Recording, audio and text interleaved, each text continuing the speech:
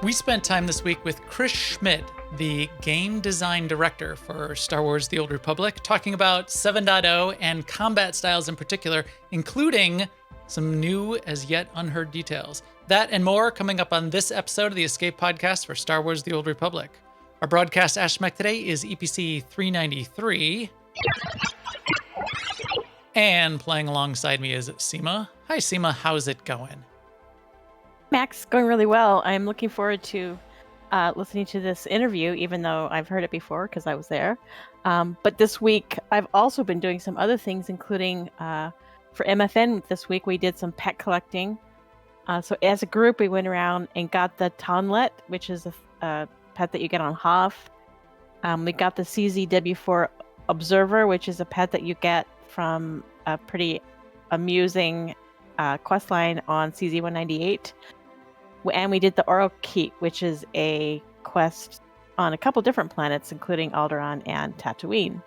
And then I've been working on Conquest and Galactic Seasons. Actually, I'm at 770 of 800 points. I'm like 1 week away from finishing Galactic Seasons if I do 30 points next week. There you go. And what is the deadline? What is the finish date? I've lost track. September something. So I've got plenty of time. Plenty of time. Yeah. So ahead of the curve. But I'm just kind of buzzing right through that to save some time so we can get to the interview. But that's kind of the highlights of my week in SWTOR. How about you, Max? I also had fun at that pet event. We really amped it up. B. Kavanaugh, one of our officers, runs some really great events with our guild every Tuesday night. That pet event was a little bit of extra special one. And then Tabby, who we'll talk about shortly, one of our awesome guildies and new officers, made this really cool advertisement just to amp it up and remind everyone in the guild that that hadn't heard that we were doing something a little bit different and special, that we were going to be doing that. And we had like 25 people show up, which was really kind of cool. So that was fun. I've been cleaning out my inventory on a bunch of characters. I'm just trying to reset. And now that Galactic Seasons is done, and I've got sort of back on track on the regular track. We're just doing Conquest here and there, trying to clean everything up. And I also I put, just so everybody knows, I put more of the cartel slot machines on our guild ships. We have extra ones in all the places now. For some reason, it came up when we were goofing around in the guild on Tuesday night. If you have not seen them, that's an in-game decoration that you can have in a stronghold or in a guild ship.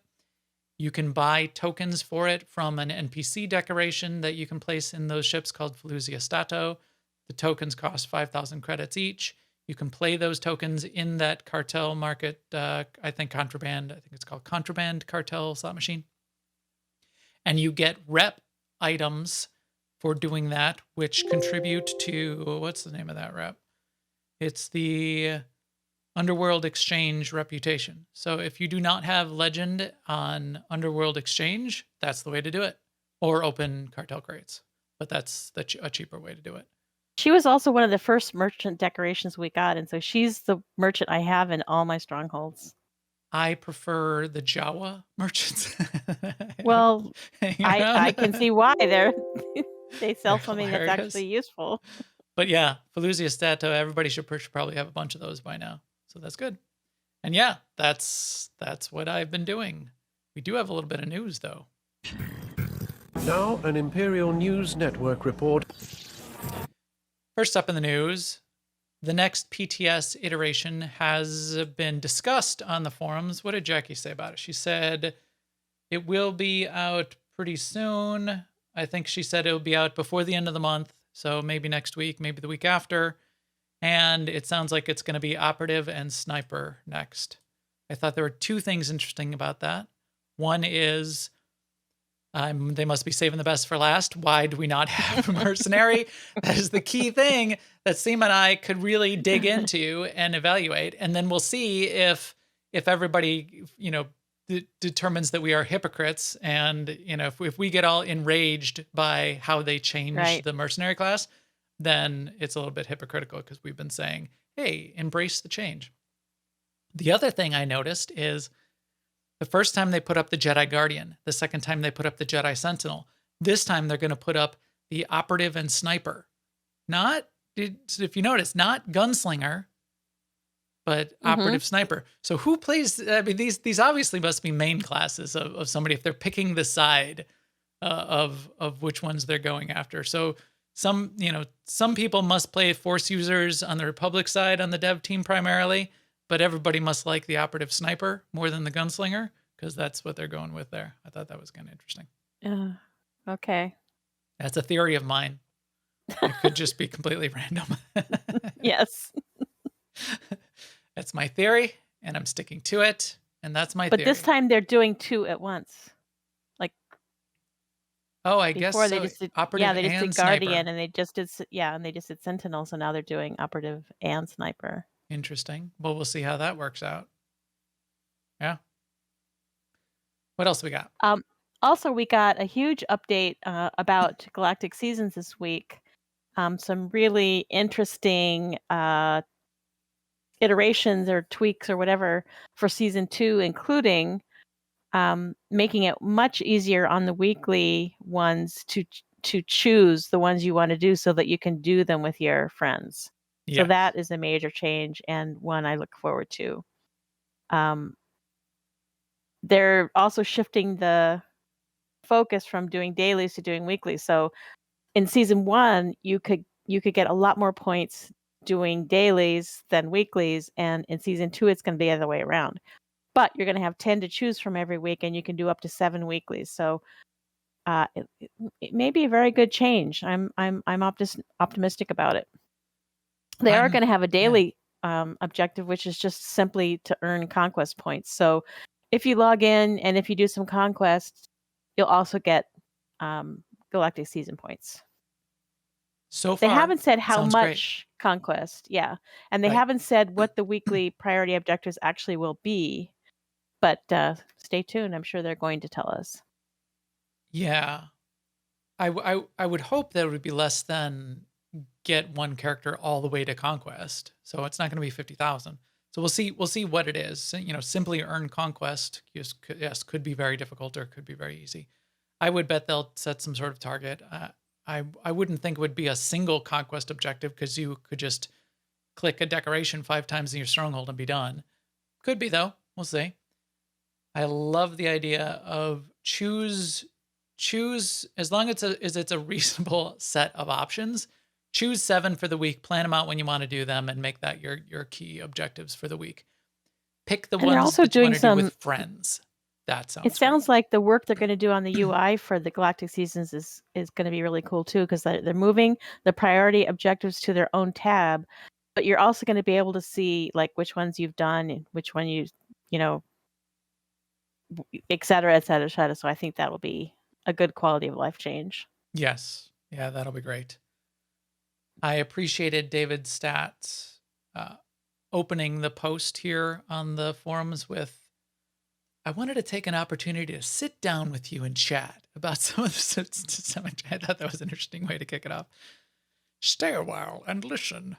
That was a good opening. But we will need to see what the balance of the 10 options for weeklies are. I think that's really going to make or break the first round of feedback as soon as we see what those are. If it's, hey, here's 5 story mode operations and 5 vet mode operations, and that's what you have to choose from, and you need to do 7 full operations as your weeklies during the week, nobody's going to do that. And we will all rebel. So we'll have to see. I'm sure there'll be a GSF, a PvP, and then some combination of additional options. We'll see what they are. In guild and community news, Alea Iacta Est being our guild, one big new announcement I certainly wanted to put out there is Tabitha Games on Twitch has been a longtime guildie across a lot of our divisions and a real proponent for our community out there in the social networks and on Twitch. And we've brought Tabby on as an officer. So the way we work officers in AIE is we bring people on because we need help in various areas and people do a job. Officers in AIE are just people that do jobs behind the scenes to make the guild run. It's not a privilege or a rank. In fact, it's a demotion. You've been demoted to someone who now needs to do some extra work around the place. Tabby is So already doing this work. Yeah. not only do I want to say congratulations to Tabby, but I also want to say that I'm grateful that when we came to you and asked you, you said yes. Yes, So absolutely. Really appreciate it. And really appreciate the positive impact you've had on the community out there and AIE and Twitch in particular. If you out there don't follow Tabitha, TABBYTHA games on Twitch, definitely do that. Tabby streams quite a bit as well and is a really great person to connect with. Also, shout out, as we said, to BC and Tabby, who did some like the graphics, and then BC, who just runs an amazing weekly guild event on Tuesday nights. We are continuing to look at what our Friday night schedule looks like. Right now, we're still running it with something extra every Friday night in the guild. This week, I'm not exactly sure what the details are, but it would be our third Friday, which is scheduled to be an achievements night. So we'll have to check in with Kyohu and BC and see if that's going to be running this Friday. And then fourth Friday is typically our monthly Epic Guild activity that Marcus, who's in the chat room, Marcus B814, follow Marcus on Twitch as well. Marcus runs our monthly Epic Guild activities. We've got a lot going on. We are going to take a look at what are all the things we have going on. Let's get them all on the calendar and make sure we're not overwhelming people. We'll be doing a little bit of that kind of work behind the scenes. We are, but I was also as well. thinking, depending on what the priority objectives turn out to be for Galactic Seasons 2, Yeah, maybe a Flashpoint night would be a might thing need to more, do on one of those right? Fridays. Yeah. That won't come until December, but So we get a break. So we will need to take that into account. And yes, I think that's a good thing to keep in mind for all of you that run guilds out there. That update to Galactic Seasons, I think, will be a big opportunity to get the band back together. It seemed to get really solo for a lot of those Galactic Seasons objectives. It'll be nice to have that back. Shout out to the chat room. Awesome group. Big group in there tonight. I think everybody's eager to hear what Chris Schmidt had to say. We're going to be kicking that off here in just a second. Really appreciate everyone in there. Love catching up with you all before the show so we can make sure everything's up and running. And we will certainly stick around after we end the show to chat with all of you in the chat room afterwards and maybe do a little bit of speculation about some of the things we heard from Chris. But now I think it is time to look into the future. Difficult to see. Always in motion is the future. Earlier this week, it was Monday afternoon, Seema and I got a chance to talk directly to Chris. So it was a one-on-one or two-on-one interview with us talking to Chris. We recorded the whole thing, and we did plan potentially to need to edit it up. Nothing was under NDA. We had some questions that we had ahead of time. We had some questions that we asked during the interview. It ended up working out really well. We just cut the whole, just to start to end, put the whole thing out there, and it all looked great. So we're going to air the whole thing unedited. It's about 35 minutes. We're going to play that now for you. And then afterwards, we've got some summary of a lot of the details of the notes that we heard in Seema and my words. We don't want to put words in Chris's mouth. You can listen to exactly what Chris says, and then we'll put our notes together and interpret it. Yes, usually we do have words. Yes, we tend to talk. But to be clear, this is Chris describing some of the details around combat styles in general. We tried to ask as many questions as came to mind. I know there will be things that we missed. There was also things that they weren't ready to necessarily talk about just yet. And we only had a half hour that we needed to pack it into. So we got as much done as we could. More is going to be coming to the PTS very soon, so we'll be able to dig into it in detail. If you have additional questions, shoot them out there. Send them to us. We'll continue to keep our eye on them and send them back up to Chris and team as we go and try to get more of them answered afterwards. With that, I think we are ready to kick it off. Let me flip over here.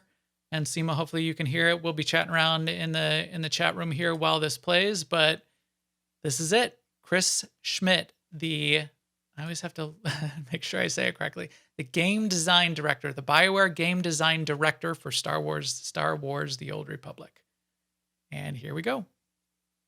Welcome, Chris Schmidt. So you've been with BioWare for over 12 years. You are currently the game design director for Star Wars: The Old Republic. I wanted to kick it off by just letting you do a little bit of introduction of yourself. How have the last 12 years been? How's the last 10 years of SWTOR been? And what's that been like for you? It's been great. I mean, SWTOR is deeply personal to me. I moved to Austin to work on this game. I've met my wife in Austin. My career has given me the opportunity to do lots of different things on SWTOR. I started out, building content. Some of the launch Jedi Knight stuff I did, lots of different parts of the game. And then I, got to try out lots of different things while on the game and really find my passion. So the last, 10 years of the game being live and 12 years of me at BioWare have just been really great for me. I've met tons of lifelong friends and worked with so many great people. So yeah, for me, like I said, it's been very personal, and it's been just a great journey. Wow. That's fun to hear. I really liked at the beginning of the last live stream when they had sort of those little 60-second segments, and I wanted one from you as well. It just seems like such a great place. I mean, it's such great people. Every single person that was talking there and just talking about their experience just seems, really interesting and fun and professional. And with so many of those of you that have been there for so long, it's inspiring. All right. Yeah. Sorry, go ahead. Go ahead. Game designer, game design director. You've designed systems for years and years now. One of the big things that's coming up, sort of the main thing we'll talk about today, is in the 10th anniversary, there's going to be this combat styles and everything that wraps around it.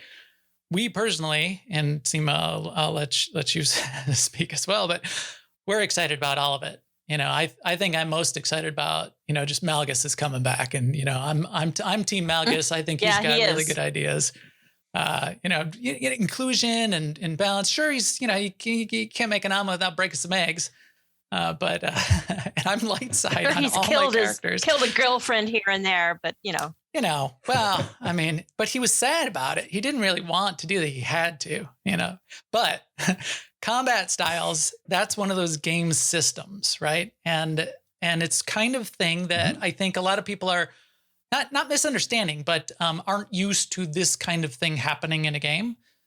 You already put out a statement, and it's been clarified in the blogs that the part of the point of the reformat of some of the abilities within the concept of combat styles and sort of the changing around some of the builds is to make the classes feel less encumbered and customized, make customization more concise, reduce the quantity of abilities, but ensuring that the classes remain distinct. It feels like your class.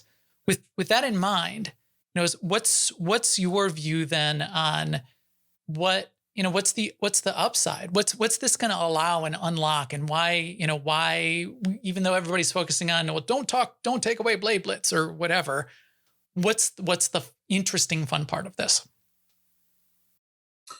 Yeah, I think what this really gave us the opportunity to do is take a look, zoom out a little bit, take a look at the state of all of the classes and of the game over the past several years, and give us an opportunity to address some of the things we always wanted to address. So one example is the way we balanced classes and the way we developed new abilities. A lot of times we would address one or two classes at a time. So we would add, a new defensive cooldown to this class. And then we would look back and say, oh no, well, now we need to add more to this other class. And now we need to add more to this other, things like that. And it, as one of our developers described it, it was kind of like an arms race against, other classes pitted against each other. And we never really took a step back and said, well, what if we sort of reset the baseline meta for all classes? And what could that look like, and what could that let us do, to your point? I think what this does is this gets us on even footing, even ground for all of the classes. It allows us to not only balance a little better, a little faster, I should say, but it also opens some doors for us to do more interesting things with classes. It opens the door for us in the future to do lots of crazy things. I mean, we could add new combat styles in the future, which we haven't ever done. So this really puts us on that kind of footing where we put everything to this new baseline. We balance it all.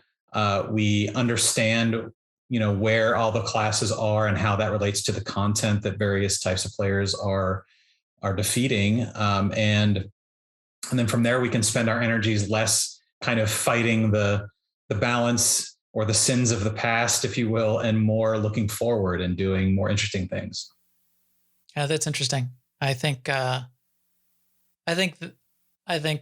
that whole idea of even new combat styles, that sounds really exciting. Just that opportunity out there in the far future. And I understand that's not on the table for right away, but I think that's the kind of thing that people need to focus on with this. Once you sort of, you get that refactoring, and, any of us that have worked in software development understand, how refreshing it is to refactor old code kind of concept. You've been, building on top, stacking and stacking and stacking, get a nice restructure, refactor, re-architecture, and it provides you a whole bunch of flexibility to do new and interesting things. So I think not only software, it's in life too. If you want to buy a new sofa, the old sofa's got to go. And, you can't have both sofas. That's brilliant, Seema. I think what people need to do when they look at their classes, they need to look at each ability and say, does this spark joy? And if it does not, then we can get rid of it. God. Does Blade Blitz spark joy? Does awe? No, get rid of awe. Rocket out. You can take one of my rocket outs away right off. Maybe both. I don't know. We'll see what happens. I get credit for 2 abilities. Yeah, we're both gonna. And we're gonna make a list of the Merc abilities that you can take. Yes. All right, so let's talk about the sort of the details of combat styles. We know we'll be able to have loadouts, which will have this ability to switch between some of the combat styles. So we'll get this simplified or this refined combat style. Loadouts is something that people have a lot of questions on because we're seeing the combat styles start to show up. And I know there's going to be more on those, but are we going to be able to sort of set up our own keybinds? Are the keybinds going to stick?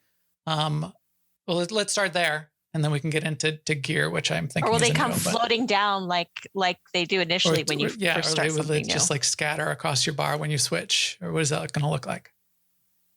What's the goal? Yeah, so we've I think the goal is we tried to find the balance in combat styles. A lot of people, there's been a lot of speculation over which direction we're going. In fairness, we've been trying to work out every detail so we can share, and so we have enough now to where we can kind of share what our thoughts are there.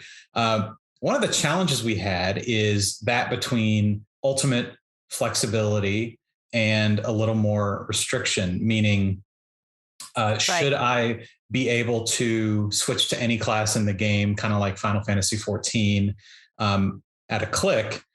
And we thought for our game, we have a whole lot of systems like our legacy system, a lot of things that feed into that, which is really unique to our game, which encourages you to build your legacy, to roll different characters, alternate characters, that kind of thing. So we wanted to find the balance. So I think the first thing that we landed on was for subscribers, we're going to give you 2 combat styles that you can have on your character at any time.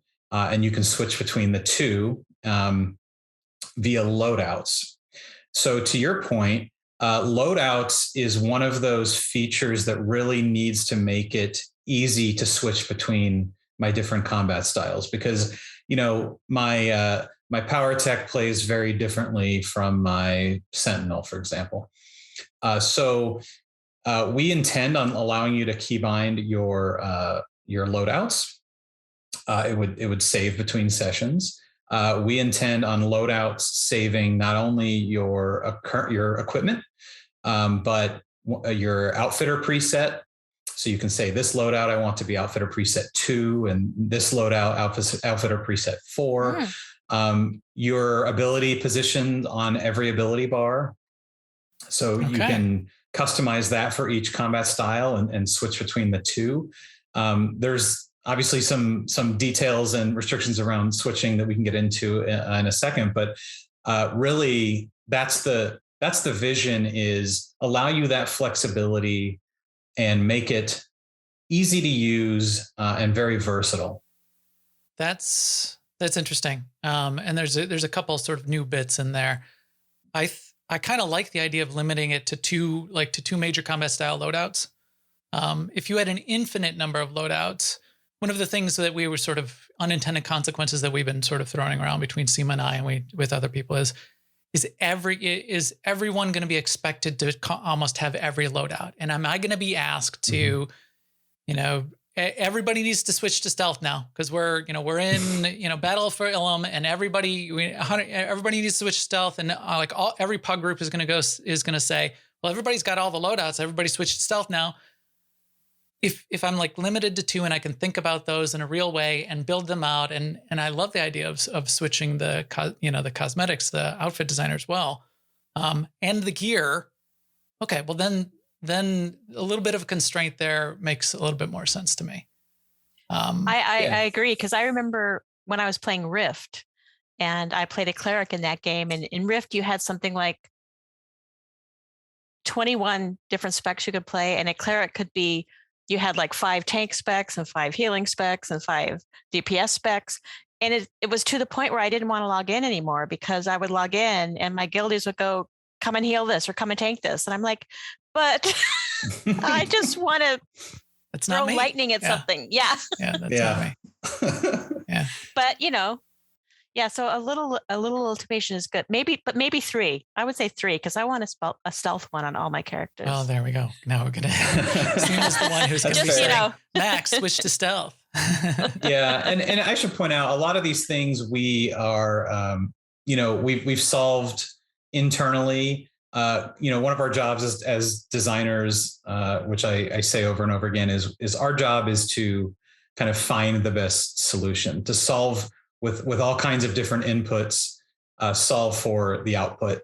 It's not our idea to have the best idea. It's not our job to have the best idea. It's our job to find the best idea, wherever that comes from, to solve for all the things we're trying to solve for. So to your point, of course, it crossed our minds that everyone's required to have a stealth class, and everyone switched to your stealth class.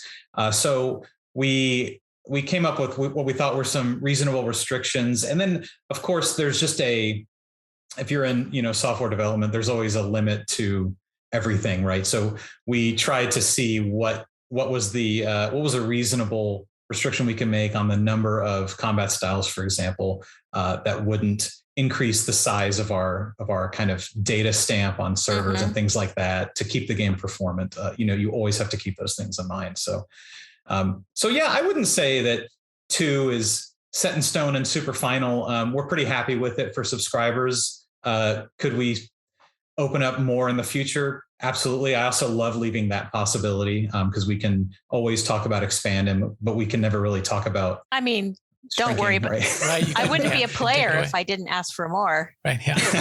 Absolutely. Yeah. Now, so you alluded to this just a second ago, about the when and where. Can we change our combat styles? And can I be in the middle of a PvP match or in the middle of an operation, and somebody says, okay, now switch to blah blah blah, or the tank just left, switch to tank. Yes, no. Are there constraints to that? Are there costs to it? What do you think of there? Or just in general, so far? where we're thinking, in general, we're thinking. We don't want to allow you to switch combat styles while in a phase. Mm-hmm. And that takes care of a lot of those potential issues. So that would be in the middle of an operation, in the middle of a flashpoint, in the middle of a war zone, things like that. For a couple of different reasons. When you're queuing for a flashpoint in Group Finder, or you're queuing for PvP, you're declaring your intent for the role you're going to play. And so what we don't want to happen is I'm going to queue as a tank to make it, pop quicker, and then I'm just going to switch to DPS. And now our group has no tank, and the other 3 people in the group are unhappy, and there's more friction, So we thought that was a reasonable restriction. If you're in an operation and, you lose a tank and you can't find another one and someone wants to switch to tank, it's kind of no different than today. Today, you would have to kind of log out, log back into your alt, huff your way there. And in this world, you would leave the phase, switch, and then jump right back in. So we thought that was a reasonable kind of middle ground there. Also, kind of some of the same rules that we have today around utility switching. So we're not going to let you do any of these things in combat, which is pretty standard expectation, I think. But what we will do is we're still kind of finalizing our plans around things like field respec and what that would look like in this world. Our current kind of thinking is with this new ability tree where you're not actually spending points, you're just switching between some of the choices freely. There's always something selected.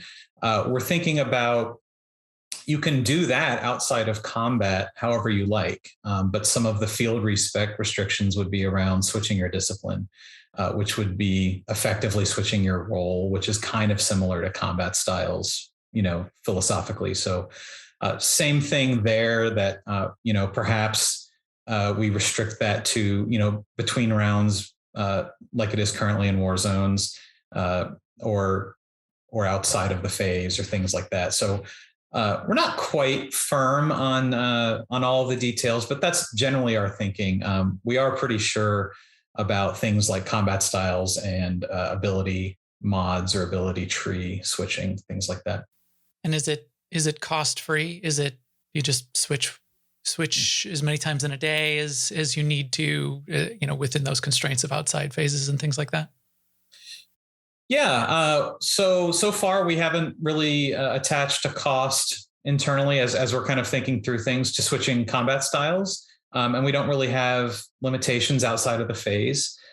We are thinking about, though, to support kind of the current system. So for example, field respecialization or respec, we don't know quite yet if we would charge you anything to switch your discipline, which is kind of how it works today, right? You have to go to the vendor, talk to the vendor, and there's a sunken time cost, there's a convenience cost, things like that. So we haven't quite worked through the whole thing, but we're definitely not going to restrict your ability to switch between the combat styles, outside of the phases, things like that.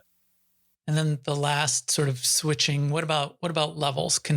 Is like, as soon as I get in at like level 1 or level 10, say I love to level up as a Sork or whatever, but I'm going to be tanking at the end game, or I'm on a Guardian and I want a Sork spec to level. Will you be able to do it at lower levels too, or only up at some higher level? So that depends. If you are a player that has unlocked your Act 3 story legacy unlock, that is currently our gate for opening up the second combat style for a brand new player. And once you have done that, then you could create a brand new character, and you would have the choice. You would pick your primary combat style, and once you make it into the game, you could go and pick your second combat style. So you could, from the beginning, play that way. For a brand new player, though, our thinking is we don't really want to overwhelm them with lots of change and lots of different gameplay styles right off the bat. So we do want them to kind of experience that classic experience of leveling up, playing through the story, really trying to learn your class. And then we unlock that, at the end of Act 3, and then they would have the opportunity to choose a second one. Interesting. How about in this example where you've leveled up using your favorite class or favorite combat style, and then you get to the end, can you detach that one off now and just say, okay, now my two combat styles are going to be tank and DPS of these following? So it's much cleaner for us to make those choices permanent with a couple of small exceptions. So once I pick my combat style, it's akin to an advanced class today. And so once I pick my first one at character creation, that's the one that I'm going to have. And then when I pick my second one, I have the choice between whatever I'm eligible for, right? So if I'm a tech class, the tech combat styles, then I can pick from any of them. But then that's my choice. I don't really have an option to switch that. Now, of course, this is another reason for that is, like I mentioned earlier, we do have a lot of systems pointing into and feeding the legacy system. So we still want there to be a good reason and to encourage folks to roll different alts if they want, but I don't want to force anyone into that. So, we kind of felt like landing on letting you have that decision up front. And then, you do have the choice to kind of re-roll if you want a completely different experience or if you want to try some other ones out. That is interesting. And that's a little bit different. I would expect some players are going to want and going to ask for. And I'm wondering if I would. I mean, it's different for us. We've got 40 characters. I probably won't put a tank spec on all of my characters because I do have a really nice tank as an alt, and I'll just go out and get my tank if I need a tank. But right. I was kind of expecting the combat style, like today I want my Guardian to also have a Sork, a lightning Sork spec. Tomorrow I want my Guardian to also have a stealth spec. And not be sort of being locked in after that initial choice, like a tank, and this, you get to pick one and then that's it. It's not exactly what I was expecting, and I get the constraint. Yeah, but I bet you're going to get a lot of feedback that people want. People are going to want to be able to change those. Yeah. I mean, and that's not to say we couldn't open that up later. It's not something we're saying could never happen. But the way we think about it is it's actually a really high cost as a player to change. Think about if you're at level 75 and you switch your combat style. You have all new abilities. They're all new icons. They're all new, right? There's a high kind of cognitive cost to switching. And so we don't want to make it too, we don't want to make that the primary takeaway is that, we're pulling the rug out from under you if you want to try something different. And there's so much information to try to glean, right? You didn't have that experience of leveling up as those new combat styles. Yeah. You're just getting everything all at once at level 75. So that's kind of the line we were trying to walk. But to your point, I think there's fair opportunity there. It would be a great QOL, a quality of life feature in the future to potentially allow you to switch one. Or let me argue for my 3 again, because I mean, basically one of the values of being able to switch is for group content where you need to fill a role. And then, but I also sometimes want to switch because that is the class I like to play when I'm out in the world doing my own thing. Yeah. So that's 3. I can heal or I can DPS in groups, and then I can run around as a shadow or an assassin out in the world, which is what I love to do, really, because then I can It's what Seema does in the shadows. That's a running meme of ours. Yeah. Right. Right. So, okay. I'll stop harping on the 3 now. Okay. couple votes there for 3. Related to this, we sort of skimmed on by it, but I was curious. I don't know if you're ready to talk about it, but at gear, if gear is going to switch, have you confirmed yet, or are you ready to talk about what's going to happen at level 80? Is all our same set bonuses still going to work? Is there going to even be a new tier of gear? Do we not have to worry about that? What is that going to end up looking like?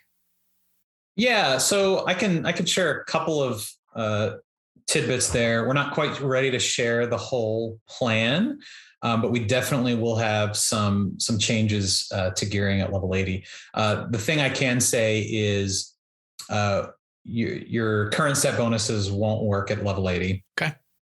For a couple of reasons. But yeah, there will be a new gear tier, several tiers, in fact.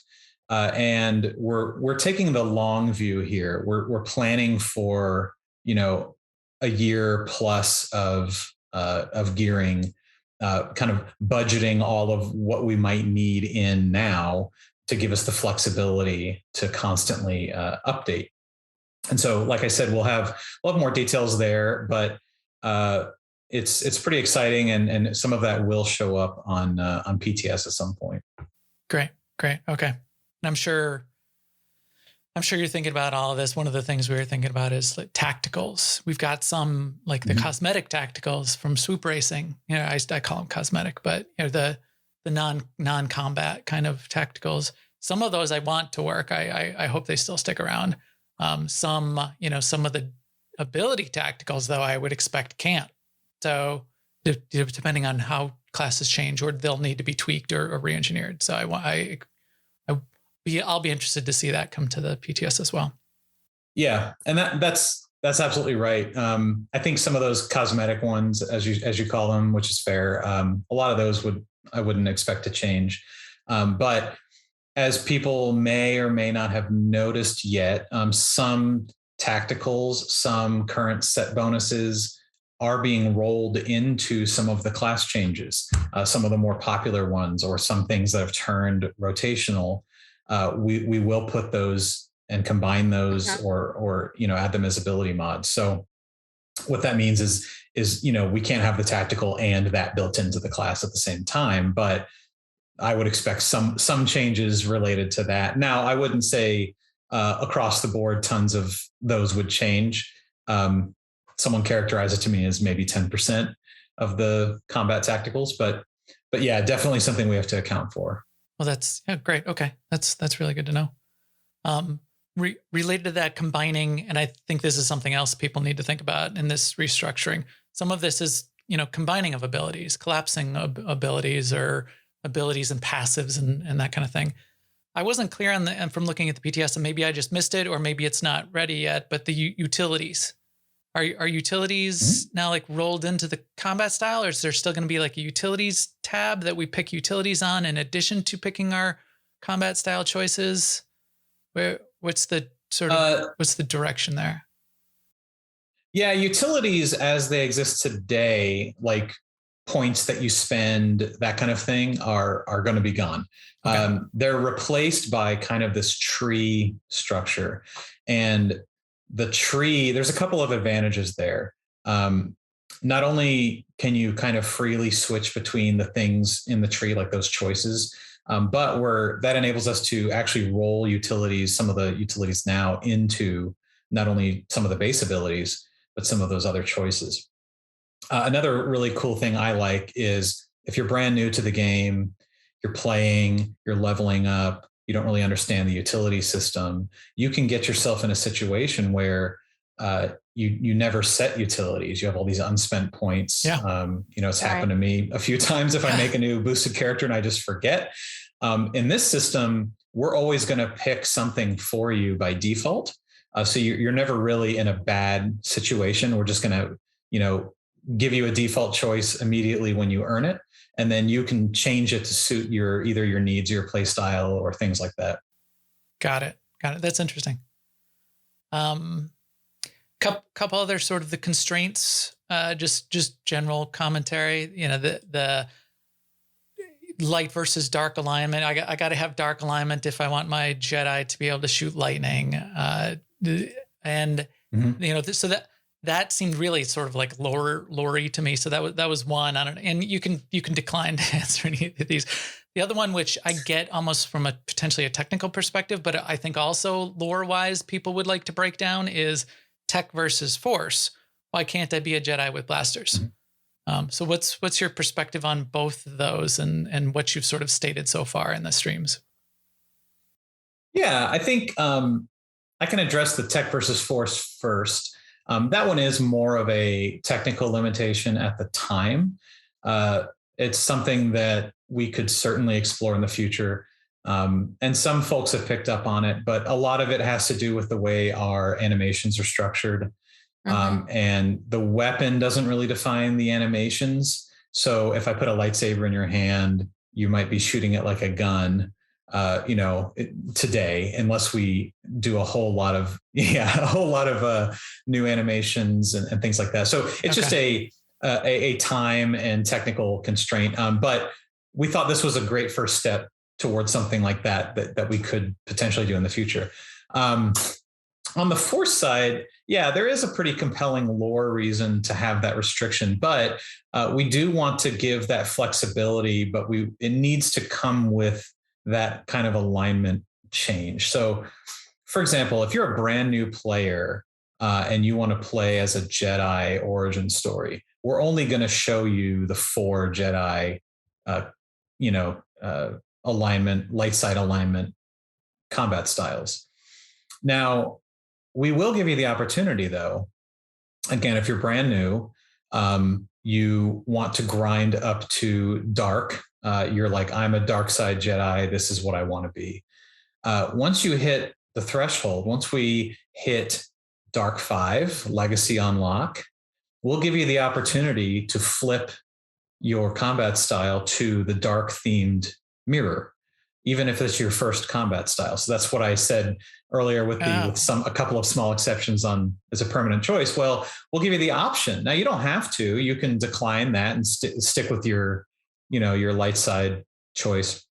But that's a new player experience. So once you unlock that Dark 5 alignment for your legacy and that Light 5 alignment for your legacy, when you create a new character, you'll have access to all of them. Oh, okay. So I would say most existing players who have already unlocked those alignment kind of milestones, you wouldn't even see the restriction. You would kind of from day one be able to pick from all of them. But we felt, again, it was important for new players to kind of go through and play it how they wanted to kind of experience it. And then it's still a journey kind of to the dark side or to the light side. Yeah. So I kind of heard you say that you kind of equate the Imperial and Sith side with dark and the Jedi side with light. And we've sort of always thought it was more individual than that. Yeah, we kind of don't, but yeah. So that. Yeah, what I mean, that's super fair. What I mean really is the I don't even want to say canonically tied, but we like to say kind of the traditionally associated with. What we think would be odd is if your first experience with Star Wars is you have a Jedi consular origin story and you're shooting lightning out of your fingers, right? Okay. Like it's really for that new player experience and their introduction perhaps to even Star Wars at all. And so that's kind of what we mean. You're 100% right, though. I call it alignment. I don't really want to tie it to a class, but we kind of say traditionally referred in canon or in how you will to begin with. But then you do have that ultimate flexibility. So right now I'm wondering if I ever have gotten any of my characters to DVL to dark side. Oh, that's right. I had to. So you're okay. Golden. So anyone who did DVL is set for sure.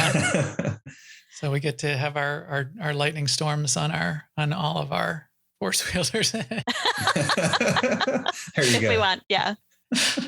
So just to be clear, I'm going to have combat style number 1, tank, DPS, healer, whatever. Combat style number 2 is lightning storm. Right. So yeah, don't even call it storm, just call it lightning storm, because one of them always has to be lightning storm. All right, I know we're getting close to the end of our time here.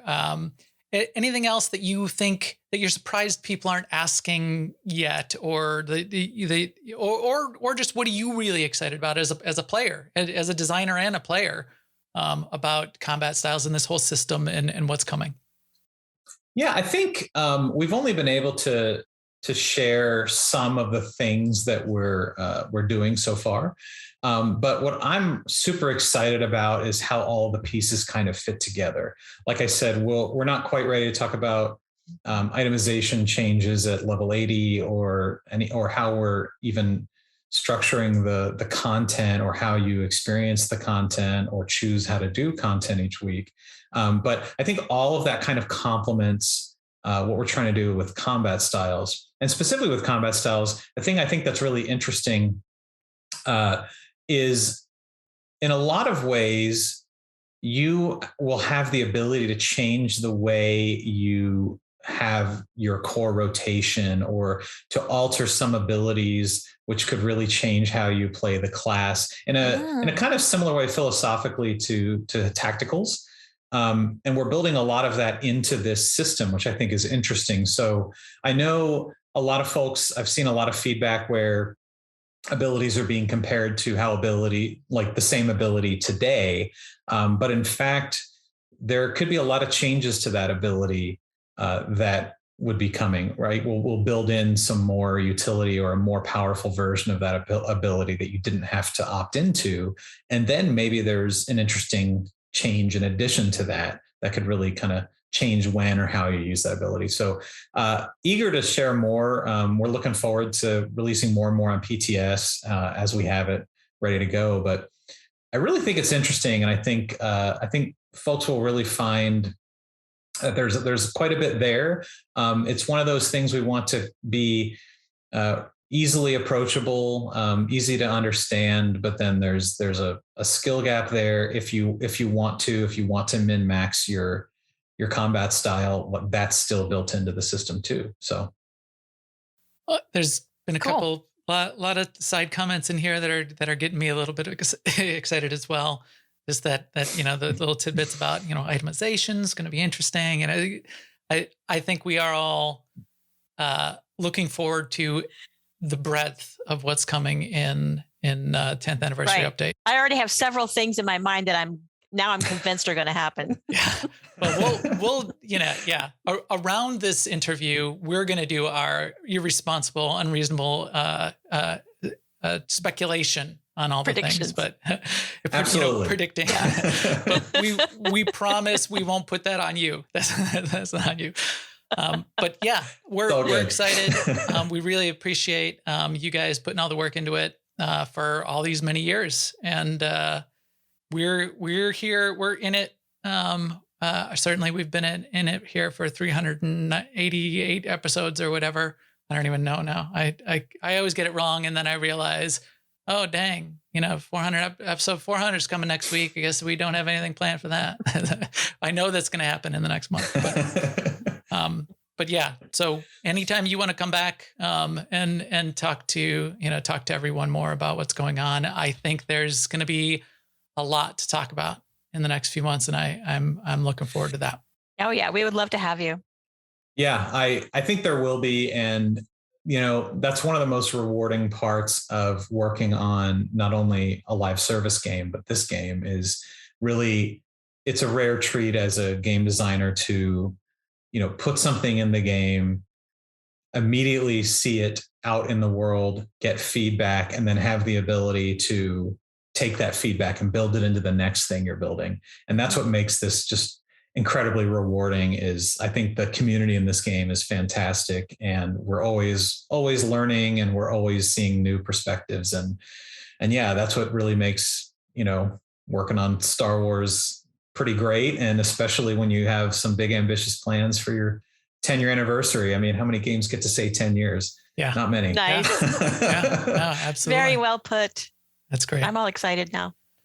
All right. Well, thank you, Chris, and we'll see you around. We'll see you on the PTS. Yeah. Take care, Chris. Thank you. Thanks, Max. Thanks, Seema. It's been a pleasure. All right. Well, that was interesting. So this has been interesting for a couple of reasons. Seema, you still there? I saw you typing. I know you're still here. Are you still hearing audio? Are you muted? Yeah, I was muted. There you go.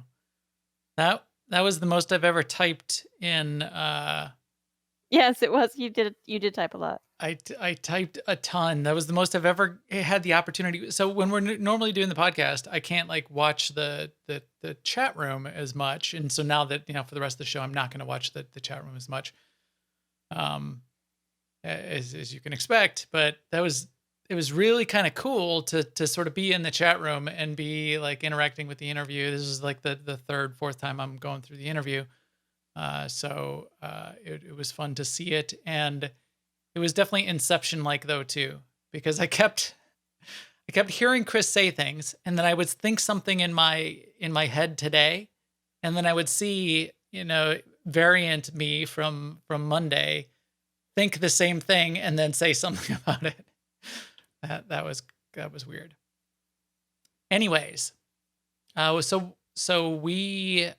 gonna start with some of the bullets in the background, Seema, but Sure. would you want to sort of introduce it and give your overall thoughts and feelings about how awesome Chris is and how fun that was for us?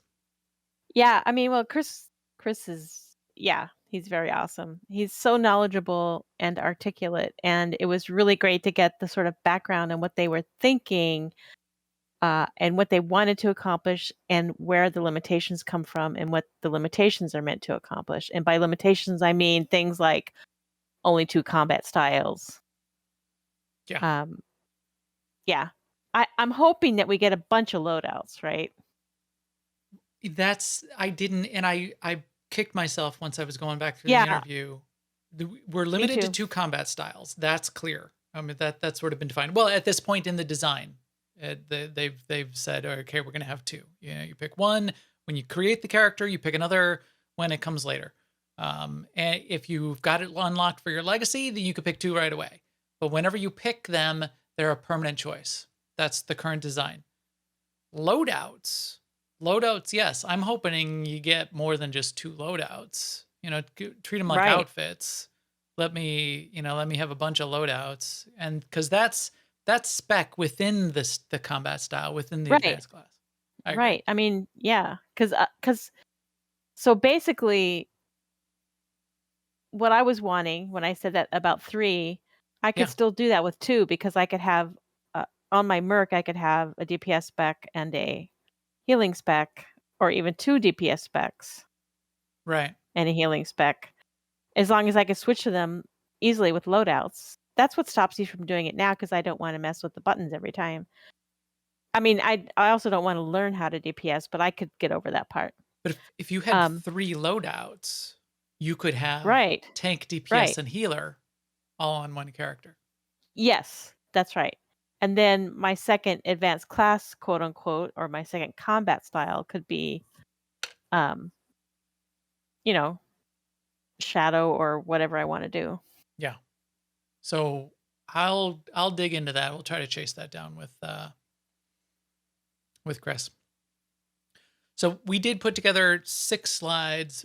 I went back through and bulleted out the things that we heard. So this isn't what you can replay the replay to see what Chris actually said. This is our interpretation of what we heard. So hopefully it matches, but it's not guaranteed. And I'm not trying to put words in Chris's mouth, to be clear. So this is Max and Seema's certain point of view. I think the Jedi are evil. Yeah. So to kick it off, I really liked how he broke down the benefits to the class style updates. The idea that there's this opportunity to baseline all the classes together and to rebalance them sort of all at once, and to take off, to like rip off the stacked up bandages, patches that have sort of built up over time. That seemed reasonable. And then once you've got that restructured baseline, now you have the opportunity, and he threw this in, and this is definitely not at launch, but now you've got the possibility to do things like, well, what if we now can add new combat styles? What if we can add new abilities? Because now things are sort of cleaned up and rebalanced and sort of fixed up. It provides that updated baseline. That seemed really great. And one of the things I was sort of down on after the live stream was the whole thing about alignment. But Chris said that once you get to Dark 5 once, then all your characters can use lightning on their sages or whatever. And I'm totally fine with it now. Yeah. Yeah. And, some of the things that we heard, and I think I have some notes on it too. Some of the things we heard. All right. So chat room is still going here. Dallas is awake, is asking for a shout out in the chat room. So there, I'll do that. There you go. You got that done. The focus of a clear path for new players to the game, and a simplified view, but then they did a good job of he said, as soon as you get the legacy unlock for your second combat style, or the legacy unlock for the dark versus light, to be able to get like a Sork spec on your stage, then it's done, and you're good, and you can do that from level 1 from there. I think that was a good clarification for us to get as well. I appreciate that they're doing that. Let's get into these combat styles details specifically. So we already said 2 permanent choices for this picking the 2 styles, which are the advanced class. And as Merlin is saying in the chat room, there's 3 specs within each advanced class. Their specs are going to work kind of a little bit differently now, and there's even going to be a tree within specs, but you can still expect that flexibility within a combat style.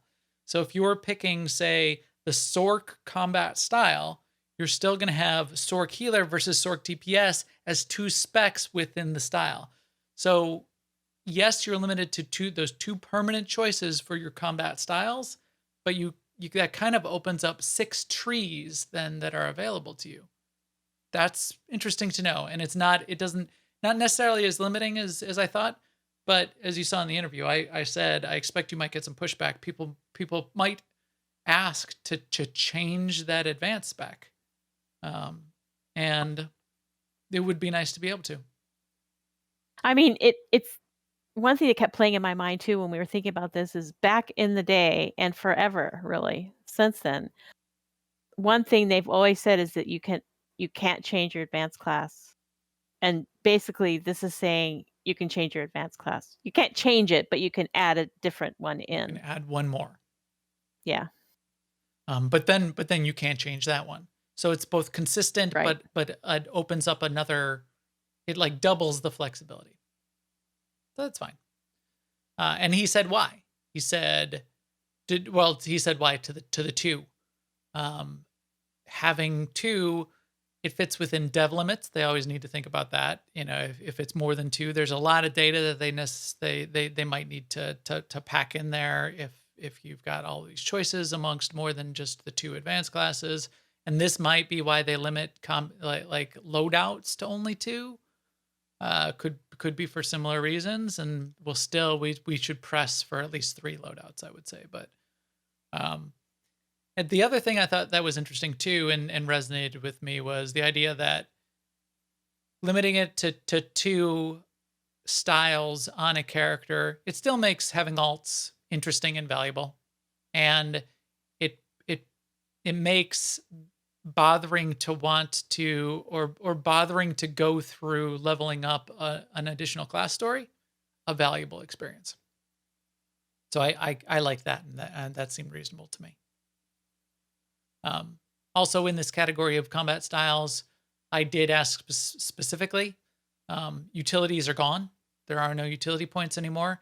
There will be kind of replacing the utility points, but going beyond just what utilities limit you to. You got a little bit of that feel just from seeing what's on the PTS of pick between, Force Camo and Blade Blitz, or whatever they made the choices be. You're going to have choices within a tree, within the spec, within the combat style.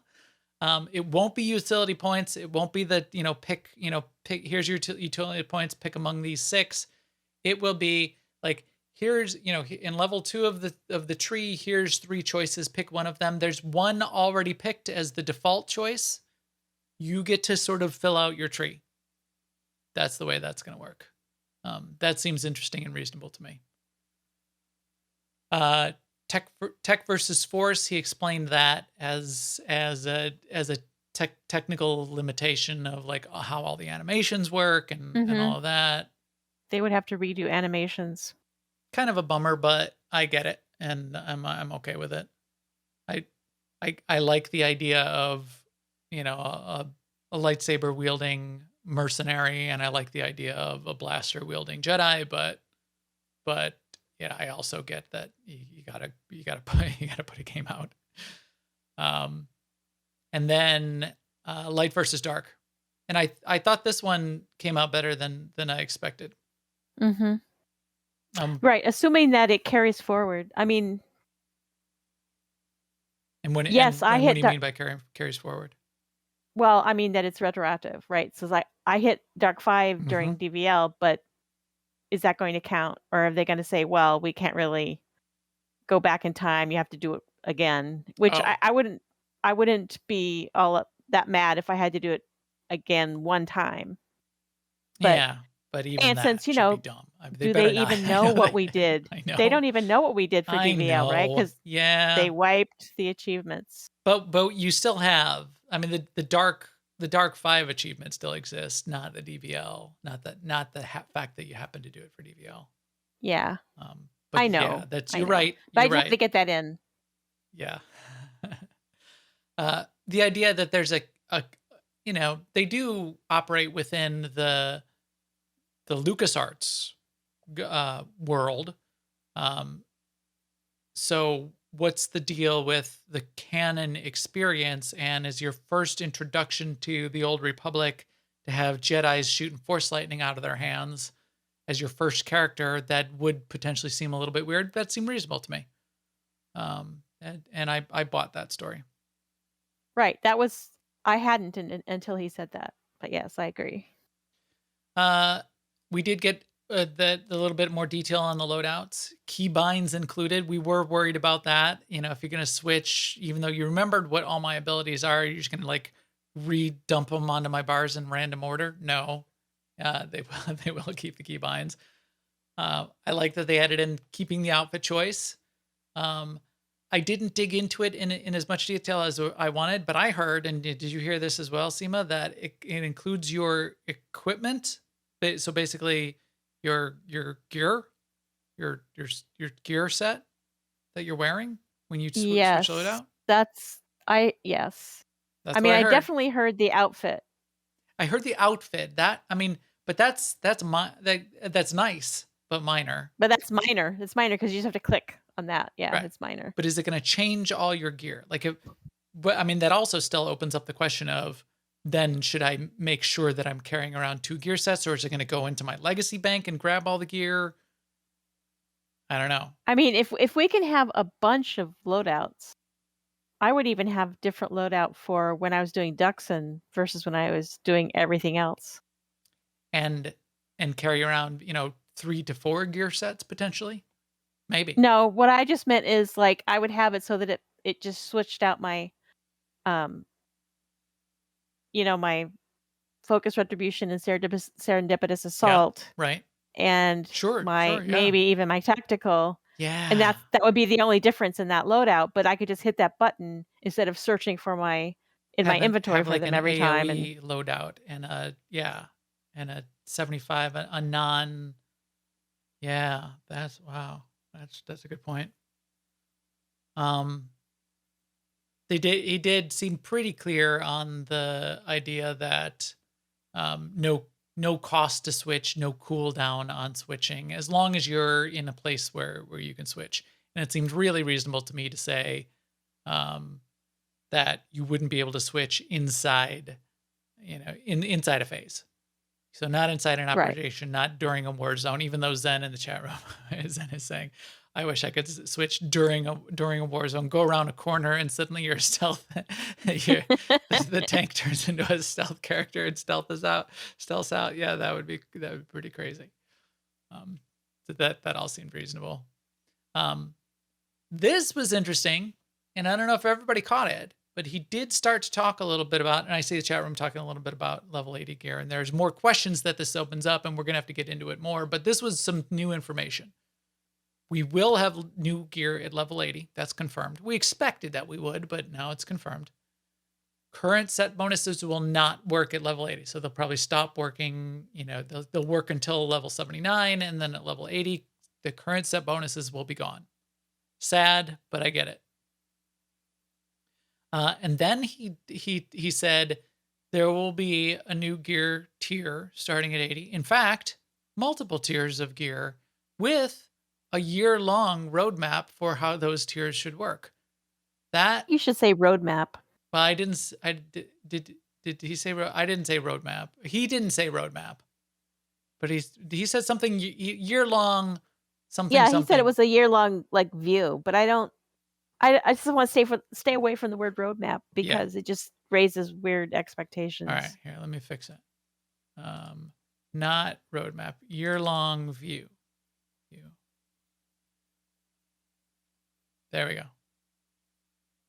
Did it? Yeah, there. I fixed it live. Fix it live, Seema. Year-long view for how those tiers might work. That sounds interesting too. Like, will we get, what's even top gear level now? My mind is blanking. 306 now. Will we get like 320 gear at level 80? 320, 330, and 340 gear at level 80. But in patch 7.1 that comes out, in the first, in February, will there be a +5 tier that comes out with like when the next operation gets released? That sounds like they could be thinking down that path. That's speculation. That's how I took it. Yeah. Yeah. And then the thing about the tacticals, it sounded, and we didn't press them on it, but it sounded like some tacticals will continue to work, especially what I was calling the cosmetic tacticals, like the swoop race tacticals. Some tacticals will certainly not work. And those would be the ones where they take the ability and they're making it part of the tree build that they're putting into the new spec. So that was interesting and seemed reasonable to me too. Yeah, I mean, it's super reasonable. I mean, some tacticals will just be broken. Yeah. Because the effects won't make sense, or the abilities will be gone, or they'll be rolled into I wonder what they'll other do abilities. with them, though. I mean, will they just sit in your inventory as like, this is a broken tactical, or they're just going to delete them? Or, I don't know. Yeah. Are they going to update them or just say this no longer works at level 80? Right, like set bonuses in general. Yeah. So we'll have to see how that sort of manifests. And then the last bit, which I thought was interesting, was when we were asking him, so what else are you excited about? He threw out a couple things there that piqued my interest and weren't things that he could talk about yet, but really sort of started to get my engine running, which was his eyes kind of lit up and he seemed excited about there's more interesting aspects about how gearing is going to work at level 80. Like we can expect changes to the way even gearing, like you get gear and how gear works and how you go after gear and sets and set bonuses. I might be reading in too much into that, but what did you hear as far as that? Did you hear that as well, Seema? Are you here's our unreasonable when they say predictions. Things like gearing will be more interesting, I'm sort of filled with trepidation because they have done things before that they thought we would think was interesting and we didn't. Yes. Yeah. So who knows? I mean, that can go lots of directions. That can go lots of ways. So maybe if more interesting means that, you're gonna have to do PvP to get this next tier. That's really interesting, right? We get more people doing PvP, and I'm like, that would be an example of something that I would not like. I would not. I would. Well, and games have done that. Mind it, but yeah. Or yes, or yeah. Oh, like the head that the helmets only come from PvP now, and chests Yeah. only come from ops, and boots only come from flashpoints, stuff like that. Right. Or maybe they're gonna take another stab at making crafted gear relevant. But if you have to get mats in PvP or, I Right. keep saying PvP because that's an extreme example, but if the mats like mats now that come from master mode operations, If it it's not for everybody then. It's or only if for it's small. like getting the new highest tier of augments where you're basically paying, like a billion credits for a full set of augments or whatever their price is these days. Yeah. Yeah. That would be unreasonable and not interesting. But, he knows what he's doing. He's been a He does. He does. systems But he's also a design very designer optimistic for, guy. yeah, he is quite optimistic. And And I don't mean that as a criticism. I just mean that no, sometimes you don't see the downside of something. well, I mean, he thinks that the community is a really positive and That was heartwarming when he said that. which I don't completely disagree. All the community that we interact with directly is very cool and awesome. So I don't know why I should act like I'm down on the community. And then the second bullet was, that he kind of hinted at abilities will potentially be changing much more than people seem to kind of expect. I mean, people are seeming to think in terms of, here's the trade-off, not, Blade Blitz versus Saber Throw or whatever. And there's more going into that. And abilities, if they're collapsing abilities, each ability may become much more interesting. And those trade-offs while they may be more meaningful, and it may be painful to lose some things, you might be gaining a whole bunch by fewer, more interesting abilities. And that seemed a worthwhile thing to sort of speculate about and to watch out for and to keep an eye on the PTS. All right. Well, that's our summary. So those 6 slides I'll probably turn into a PDF. I'll probably edit it a tiny bit based on listening to it for this 4th or 5th time, and then put that PDF out probably in our guild Discord for at a minimum, if not link to it somewhere else as well. But that was fun. I had a fun Yeah, it time. was. Did you want to do it again? Should we call him back up? Yeah, I would love to do it again. Do it again on Monday. Every Monday, Chris. We booked you in. Every Monday afternoon, you're on the show. Be ready. Negative Ghost Rider. The pattern is full. All right. So that was good. Good show. Fun time. I was excited to sort of get this out to all of you as well. So hopefully you got some value out of that interview. We did our best to try to get at least some interesting questions in there. Take from it what you will. Keep an eye out on the PTS. There will be interesting things there that will be getting published. And we'll all enjoy this ride as we march on towards 7.0 coming up at the end of the year. This is going to be fun. All right. I think anything else, Seema, before I go into our final wrap up here? No, I think that's pretty good. That's a wrap. All right. For podcast links and to know when this show goes live or meta live or semi live as it was tonight in an interesting way, follow me on Twitter at MaxTheGray. And if you know any cool people that should be playing the game with us, tell them to check us out on the podcast, on YouTube, on twitch.tv/New Overlords, or most importantly, find us at aie-guild.org. Our guild Discord is in the upper right there on that site, and we will get you in for a guild invite on Starforge, on Imperial or Republic factions, or in any of the other games that our community plays. And with that, we will talk to you soon. Later, everyone.